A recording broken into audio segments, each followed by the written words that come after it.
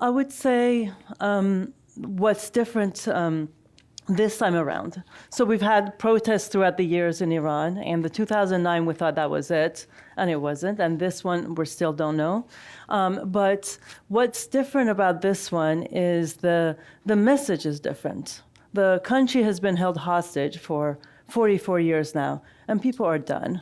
And the kind of chants and slogans people say are, we have more bodies than you have bullets. And I swear on the blood of my friend that I'm staying here till the end. And that our rage is more than your power. So these are chants that we did not hear before. People still believed that reform was possible, the Green Movement, and I don't think there are many people. And Iran has gotten worse and worse and worse over the years. And the group of people who want the Islamic Republic out has grown to essentially, I don't know the numbers, easily 80%. Their own cronies, people who've been indoctrinated by them through the Basijis and Revolutionary Guard, and their families are the only ones left. Economically, Iran is dire straits, obviously human rights conditions, that was spoken to. Environmentally, Iran's absolute disaster. A lot of people want to get Iran back, so we have a shot in hell to save the country. We're running out of water. So this is kind of the context within which this new round of uprisings started. It's hard to know the numbers, and that's by design. We know at least hundreds and hundreds have been reported killed, but I'm sure it's more, and over 10,000 have been arrested. I think it's really important to kind of have the context and the history of why the hijab is such a big deal, both for the women, as you mentioned, and for the Islamic Republic. Why are they not just, okay, fine, take it off, we'll keep the rest, we'll keep the power? I think it goes to kind of the history of the Islamic Republic. We had, of course, this story of CIA and the coup of 1953 in Iran. So there's that as a backdrop. And we also have the Shah who westernized Iran very quickly. And some people were not a big fan of that westernization. So when the Islamic Republic started and consolidated power and stole the revolution, essentially, they promised a very specific ideology that we will take Iran back to traditional Islamic family values. And that was how they took the country. Everyone's like, okay, it was kind of that's what happened. So the very first protest against the hijab was in 1979 on March 8th, International Women's Day. And the women went to the streets and they're like, no. And there were the bellwethers. They're like, if this regime is willing and is able to visibly in front of the whole country oppress half of its citizens, it's over. They'll do this to all of us, and we have to put an end to it now. And we know a lot more about intersectionality, not that it's always used, but people have said, well, we have a bigger issue now, we'll deal with this later.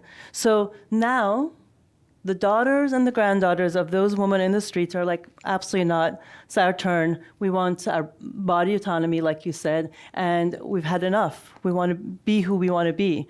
I have cousins in Iran whose body have not seen the sun.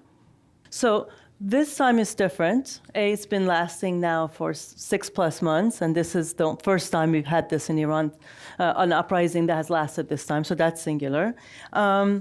It's really diverse and intersectional.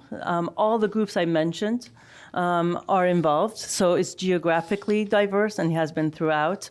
Socioeconomically, because everyone's starving. People are selling gold, selling kidneys to put food on the table. It is, queer folks are on the streets, although they can get killed for it. We have a database of all the political prisoners in Iran. We never put queer activists because you just can't do that, right? So it's incredibly diverse. You have youth, you have all the different generations, obviously the women, and marginalized populations. If we win this time, it's because of the Baluch and the Kurds. They are still in the streets in a massive way. Every Friday, the Baluch are a sea of people, and the Kurdish region as well. And those are the regions that the government does internet shutdown more than any other place. And then the number of people being killed in these areas is incredibly disproportionate to the rest of the country. There are few.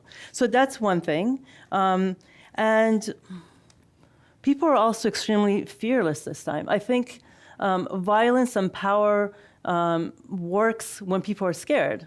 If you're not scared of being killed or you're willing to put your life on the line, that takes away the government's power. And we've seen that.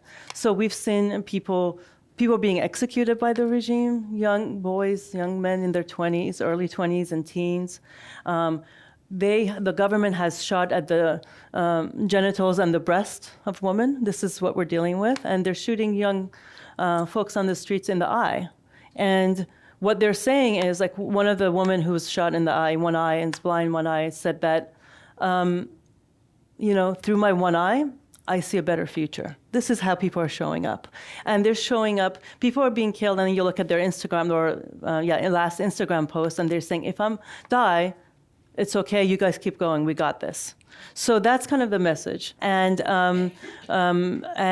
small acts of defiance that, if you don't know Iran, may not seem like a big deal, that you're like, wow, okay, this happened. Like a famous actress taking her hijab off and being on camera, and for the first person, her career may be over. She may be in prison for many, many years. They're still doing things like this. Or an athlete, same thing. So we're seeing this, the hijabs coming off. We're seeing the protests in the ethnic minority regions. We're seeing like I said, the small acts. And we're also seeing the government pushing back still. So the youth on the streets are, and in their schools are chanting. Like, they're like elementary school and middle school and high school kids. And they're like taking their hijab off, and they're showing off the government official in their school. Every institution in Iran has a government official that's connected to the government, not the academic. So they're showing them off. They're ripping the pictures of the supreme leader, old and new. And to address this, they're poisoning them. They're poisoning them with gas. And there are thousands now of kids who've been poisoned. A couple have died.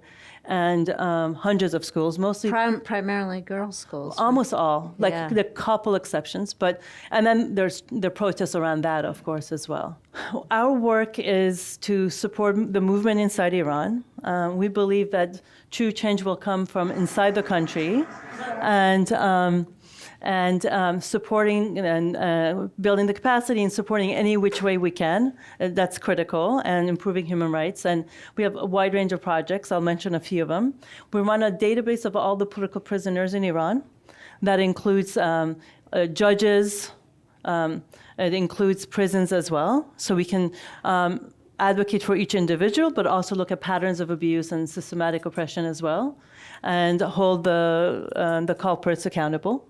And in order to do that job well, we have to work with a wide range of folks from different ethnic minority backgrounds, because each area has their own network, and then we can get information from all the different parts of the country.